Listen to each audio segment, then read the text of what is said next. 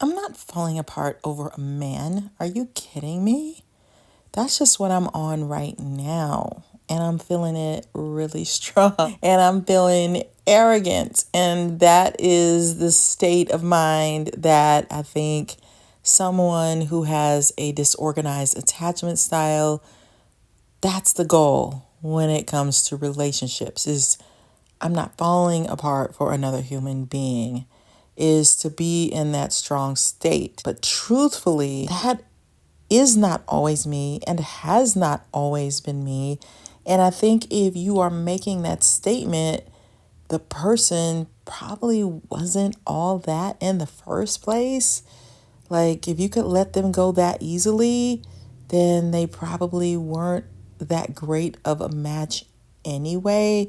It's sort of like I heard somebody say, if you've never been tempted to cheat, it's because you haven't had the right person tempting you. So you can talk all the noise you want about how strong you are. You haven't been tempted by the right person. So, all that said, breakups are difficult, and they are super difficult for someone who's a fearful, avoidant attachment style. It's devastating because you feel such a lack of control, and it taps back into your childhood when there were instances where you didn't feel very in control, or you didn't understand what your parent was doing or why they were acting the way that they were acting, and it gave you super mixed messages and deep confusion and fear. And is this person stable? Are they erratic? Are they there for me? Are they not? It taps into that deep-seated abandonment feeling. People often don't understand what the word abandonment means, but it just means I don't want to be left. I don't want somebody to like not be with me anymore. Just the hurt of them leaving me. Just it's basically you're afraid of people leaving you. And that's something that I experienced in romantic relationships. I feel very secure when it comes to family, when it comes to friends, when it comes to colleagues or people that I meet. I feel quite stable and I feel like I give them very stable energy. But when it comes to romantic relationships, I would always wonder, why am I afraid of this person leaving me? And it could be somebody that I was just dating that looking back, I'm like, yeah, you got over them real quick because they weren't all that in the first place. And they just weren't my match. But I would still have that same trigger of I am terrified of connecting with this person and them leaving me to the point where I don't even know who I am. I don't know how to act. I don't know who to be. I don't know what to say about myself. I'm boring as heck. I don't have any personality. I don't have any swag. I don't have any sass. I'm not sexy. I'm not confident. It would kind of like when you have that fear of abandonment, it can put you in a state of null and void and just blank, just pure vanilla. And that does not feel good. And that's why I said, I'm not letting a man make me feel like I'm about to lose my mind over him, or I'm going to fall completely apart. I'm going to lay in bed and eat ice cream for days, for months, for hours. Truth is, I have definitely had breakups where I felt absolutely crushed and devastated. But such is the state of disorganized attachment, aka FA, fearful avoidant attachment style, is you oscillate. So you go from that. So the state that I'm speaking in right now, with all that confidence and arrogance, and it's my avoidance side, which is I pull back. I'm in an in control state because that's what avoidant does. I'm in the control seat. I'm driving the steering wheel. When you are in your anxious side, you're not in control. You feel like you're falling apart. You're grappling for sticks. You can't handle it. You feel like you're going to fall apart. You're in this miserable, awful, terrible, horrible state. And somebody with FA attachment style is going to oscillate between the two when they're going into a breakup. And they may stay in the anxious side for the majority of it. But the goal, people, the goal is to hop into that. I don't care. I don't need you. I can find somebody else. You're not better than me. You don't control me. I'm going to win this. You're not going to win. I see what you're doing. I see your tactics. Because I think FA can be good at reading the room. They can be good at reading someone's strategies, tactics. I see what you're doing. They can also be guilty, though, of going into a state of denial where it's like, I see what you're doing, but I'm not believing it. You're acting like you're not interested in me, but it's a game. You're just trying to reel me in when the person just might not be interested. Or the person is trying to let you down or get out of a situation that they know they shouldn't be in. Maybe they're trying to choose between two people. So they're trying to pull away from you because they have more invested in this other person that they're dating. It could be that. Or it could be you have a hot temper, and even though I think you're sexy and beautiful, do I really want to deal with that for the rest of my life? I do not. So they may be trying to work on getting out of the situation. They says, okay, you want to play? I can play. I can play. I can have you reeling for me. I'm not going to give you strength by being kind and being nice or being pitiful. I'm not going to give you that strength. I'm going to be the strength. I'm going to be strong. I'm going to be in control of this situation and let you grapple. It ain't going to be me. Nope. Sure it isn't. So they can go into a deep state of, I feel what he feels. And I'm saying he because it's too hard to go from him to her.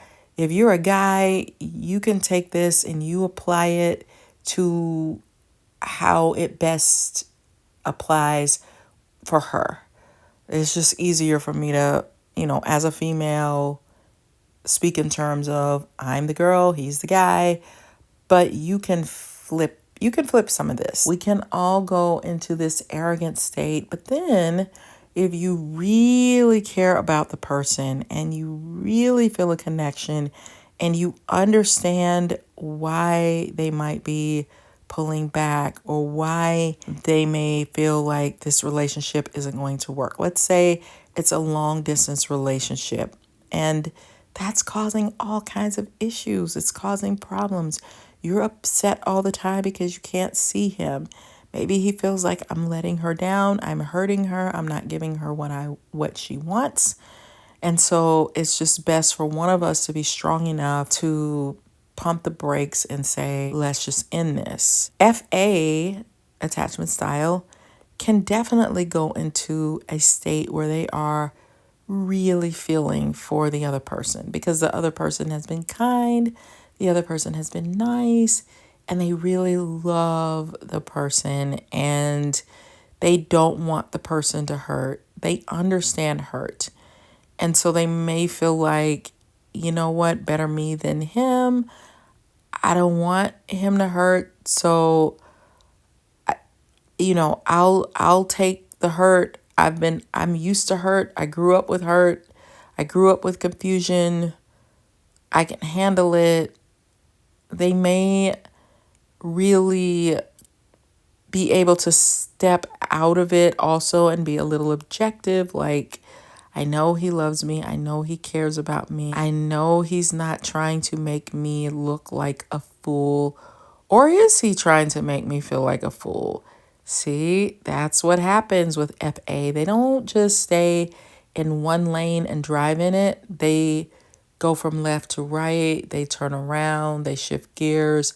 They go faster. They go slower. They can analyze every situation from every little angle, and they can oscillate. They could become his enemy.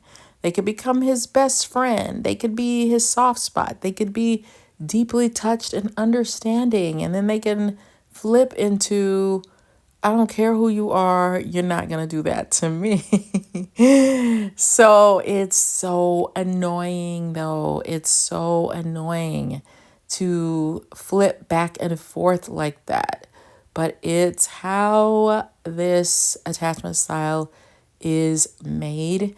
And they may have to go back and forth, backwards and forward, side to side, until they can get the strength to leave, because they're going to feel some very low points. Let's be honest. You are human. It's okay to feel sad when you are breaking up with somebody, or you decide or they decide that this just isn't going to work, even though you could have been such an amazing match, or you got your feelings hurt, or they did something that was too hurtful and you're trying to grapple with getting out of it. And like I said, FA would largely prefer to be in the driver's seat, although they will experience that as extremely painful too, that I have to let this person go and I don't want to hurt them, and that feels horrible too. They're not really going to be flip about it, to be honest with you. If they get into flip mode, it's because they can't take the anxious side, not one more second. Like they can't stay in that state. These people are survivors. So the arrogance comes from, I'm tired of feeling sad. But on a serious note, breakups, that's a serious business. That is a painful place. It's difficult. It's hard. I don't wish it on anybody. And it's super hard for a fearful avoidant. They could feel like they're just going to fall apart. Like they just don't have the strength to get through it. Like it's too difficult. This person is breaking up with me and it feels so terrible. Like I'll never find another person like him or her. I'll never be able to get over this. It's hard. It's difficult. It's painful. And then you end up doing a lot of ruminating where you can't stop thinking about the person over and over, or you're having certain thoughts that you can't turn off. It is devastating. Nobody wants to go through a breakup. You can point a lot of upsets that people are going through to a breakup, like why they're not functioning at their highest level. 9 times out of 10, they're going through a breakup. It's one of the hardest parts of life. So all jokes aside, all teasing aside, it's painful. And the question for you might be how to get through it. What could happen is you decide, I'm never going to go through that again. I'm tired of feeling that. I don't want to be afraid of somebody leaving me, because that is a devastating feeling to feel. So it's going to be hard to get me into a relationship again. So they may become so cold that it is difficult for them to open back up, even when they want to, because they just can't handle the devastation. They also can have a bit of a big ego. So when you break up with somebody, you can do some foolish things, some silly things, some embarrassing things, some things that betray the ego, that make you feel kind of dumb, to be honest. But we all do silly things when we don't want to break up with somebody, don't we? We can make a pure fool of ourselves, calling too much, going over to his house. I'm not leaving. What are you talking about? You just all of that. So they might want to always stay in a state of control. And so then they exercise more of their avoidant side when it comes to any relationship. And they meet somebody that's like, hey, this is so much fun. I really want to get to know you. Hey, why are you dissing me? What's up? Like, what's going on? Like, you're not even giving me a chance. Like, you are totally dismissing me. You're being icy. And that's because they've been hurt before, and I don't want to feel that hurt again. And to tell them point blank, do not punish the new person, based on what the other person did to you. It's like you might as well be talking to yourself, telling them, don't let that stop you from getting into a relationship again because you got hurt in one. You don't want to live your life that way. You might as well be talking to a wall. They don't get that. They understand it, but getting themselves out of that state takes a miracle. And the miracle could just be Mr. Right. It could be finding this person that's like, like, oh, wow. Like meeting somebody. And here's the thing, like, why I used to feel like getting to know somebody in a place like church or a job is more ideal for somebody with FA because they get to know the person slowly and naturally over time. And it's not such a shock to the system as, okay, we're on a dating site and I like your stats and we're meeting and we haven't had the time to get to know each other slowly or naturally or build trust. It could be way too overpowering for an FA. If it's in a natural setting and you're getting to know them in a natural way, that this is not a crazy person, this is a person whose identity has been checked because the job won't hire anybody whose identity hasn't been checked, that right there feels better. And it just helps them when they can get to know somebody slowly, but they get to know that, wait a minute, this person is nice. This person is kind. This person has good intentions. They're sexy. They're amazing. Oh my gosh. All the bells and whistles. That can help to open them back up, is to see that there are kind people who can be attractive. At least that's the goal, because there are quite a few dirtbags out there, or there could be somebody on the rebound. But we want to have good, safe, happy experiences in order to build our trust back up. And even if that one person is not right for you, trusting that there is someone who is going to be right for you, you just have to exercise some patience.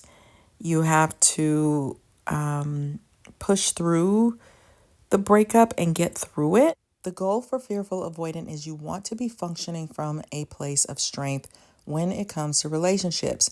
Now, you may not be in that state right now, but that's what you want to work towards.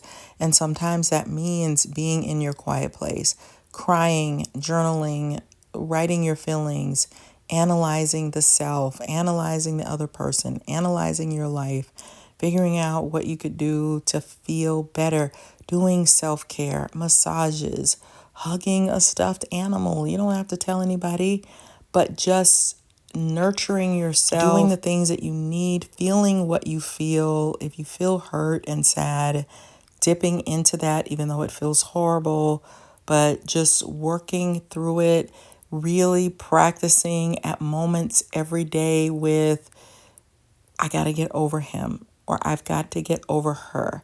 I've got to push through that. I've got to get stronger. I cannot fall completely apart, even though that's what I'm doing right now.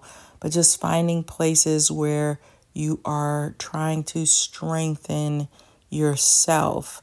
Strengthen, strengthen, strengthen. I can do this. I'm better than this. I am healing. I'm getting better and better every day. It's okay to feel sad, but I know what I want. Holding on to what you want. You want a person who is going to love you, quote unquote, unconditionally, because none of us are perfect. We might make mistakes and somebody tells us, you want to work through your junk the best you can and kind of as quickly as you can. Sometimes I fast forward and say, how am I going to feel a year from now? Can I practice feeling that way for 5 minutes? Nobody can fully give you the best way. You'll listen to what I'm telling you, and you might say, that ain't gonna work for me. But draw a picture, get a coloring book, do some exercises, turn on some music, write a song, write some poetry. Sometimes it's too much for me to just do a journal entry because I've done so many of them. But if I could channel that into a song or some poetry or find the lyrics to a song that resonate, that works a little bit better for me. Getting a stress ball, squeezing it, going and running your hands under warm water, massaging yourself, hugging yourself, eating a bowl of ice cream, making your favorite dessert, taking a walk, going for a drive. Sometimes you do have to you have to channel your feelings into some sort of action, because feelings, we can't really see them, but they sure can hurt. But if we can channel that into doing something, get up out of the bed, walk a little bit, do something to shift the chemicals in your body, it will help you to get to your goal state, which is strength, which is power. Why? Because you, as an FA, are going to be far more attractive and far more sexy when you are in your state of strength and not weakness. Not only that, but you'll be able to think clearly. And FA does not like that sense of helplessness. They may have grown up with that sense of helplessness.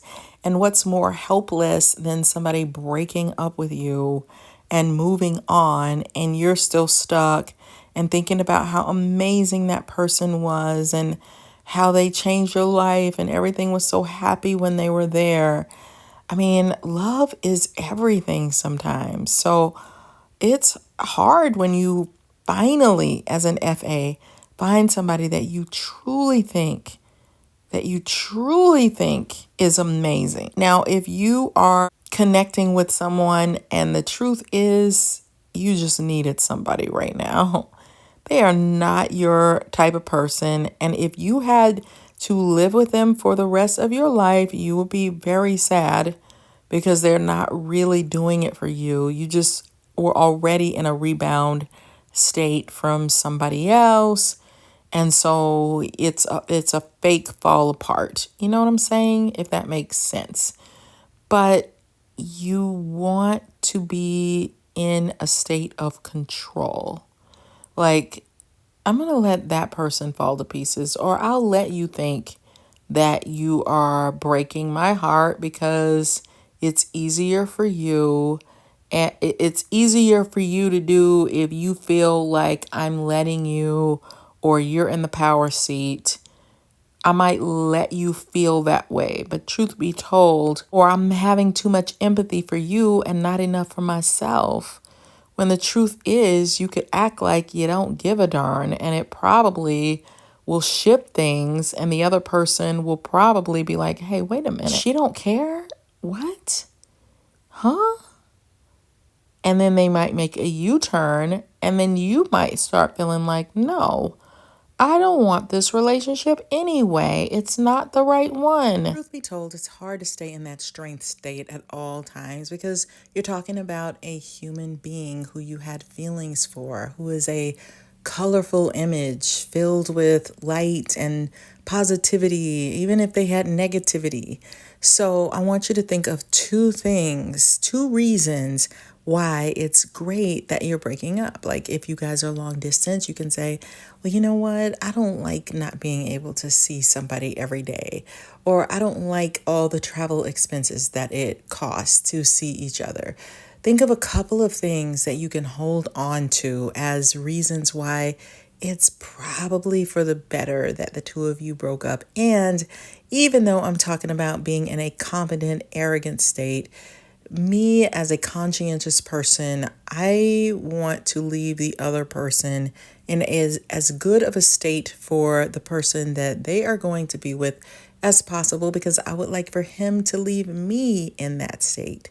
So we can be compassionate and kind and as respectful as possible. That doesn't mean not setting boundaries. If you're the one breaking up with somebody, you might have to be strict and a little tough and straightforward at times. That's not what I'm talking about. I'm talking about when we start playing games, we start being awful to each other. Let's refrain from punitive acts. So a breakup can be hurtful and painful, but there might be somebody who's coming along after this, and they will be so thankful that you did not stay with the wrong person, because you can do so much better. You want to be in a situation that is loving and wonderful and respectful and amazing and exciting and sexy and romantic, and this person, you just click. You can't explain that unexplained chemistry, which is one of the videos that I did. That's what you want. You don't want this person that's breaking your heart anyway. Be thankful. Just kidding. I know it's hard to be thankful when you're in it, or when you feel lonely, or you feel hurt or down or low. It's extremely difficult. I get it. But we want to get to our place of strength so that you can think clearly. All right, lovely people. I hope you are feeling better and that you're not going through a breakup right now, but I hope something that I said helped you. And if you have any suggestions that could help somebody, put it in the comments. And if you think I'm absolutely wrong, I might be, because I'm just figuring this stuff out myself. I didn't know that this could be my attachment style.